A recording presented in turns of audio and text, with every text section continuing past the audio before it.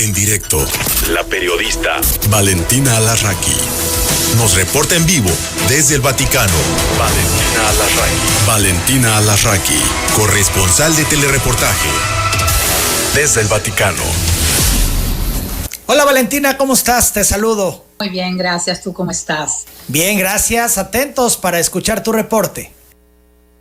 El Papa Francisco hoy celebró la segunda audiencia general de agosto después del descanso, por lo menos de las audiencias generales durante el mes de julio, y el Papa continuó con su catequesis acerca de la vejez. Sobre todo criticó a aquellos que quieren detener la juventud, esa idea de la juventud para siempre. El Papa dijo que no solo es imposible ser jóvenes por siempre, para siempre, sino que además es algo realmente, pues es que no tiene palabras cómo describir ese fenómeno de las personas que no quieren y no saben envejecer. El Papa Francisco dijo que en la vejez hay muchísima riqueza, sobre todo porque uno con cierta serenidad se prepara pues para digamos, el encuentro con Dios, para la muerte. Y es una época en la que hay que saber aprovechar, sobre todo por lo que le puede dar también a las nuevas generaciones. El Papa Francisco entró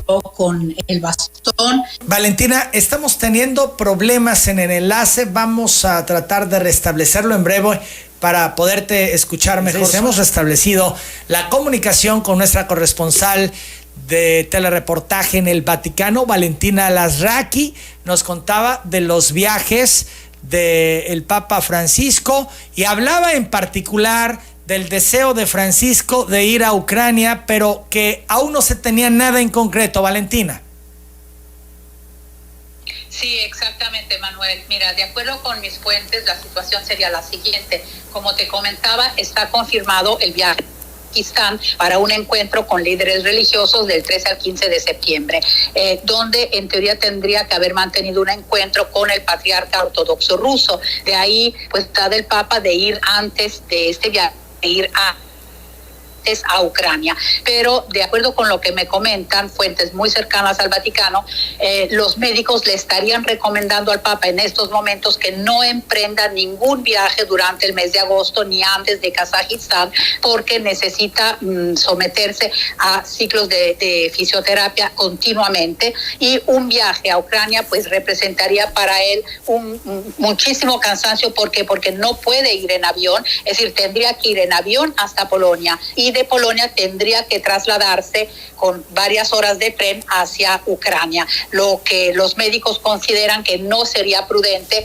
debido a la situación en estos momentos de la movilidad del Papa Francisco. Obviamente la última palabra, Emanuel, la tiene el Papa, pero bueno, esta sería, de acuerdo con lo que me dicen, la recomendación por lo menos de sus médicos, lo que significaría que el Papa viajaría a Kazajistán a mitad de septiembre y eventualmente solo después podría ir a Ucrania. Pero te repito, obviamente son situaciones que pueden modificarse también si es que de repente el Papa pues presentara alguna mejoría. Está un poco mejor y es por eso que por ejemplo, entró hoy a la audiencia general con el bastón y no con la silla de ruedas, pero su situación sigue siendo delicada en el sentido de que los médicos recomiendan muchísimo descanso, que es la única forma, el descanso y la fisioterapia. Lo que pasa que el Papa, cuando se siente un poco mejor, pues quisiera, digamos, acelerar un poco los tiempos y volver a caminar y utilizar el bastón en lugar de la silla de ruedas, pero es lo que, según sus médicos, no sería recomendable. Así es. Bueno, pues estaremos muy atentos de lo que defina al final el Papa Francisco. Por otro lado, Valentina, hace algunos días Francisco vuelve a hablar de la posibilidad de su renuncia y de inmediato las especulaciones.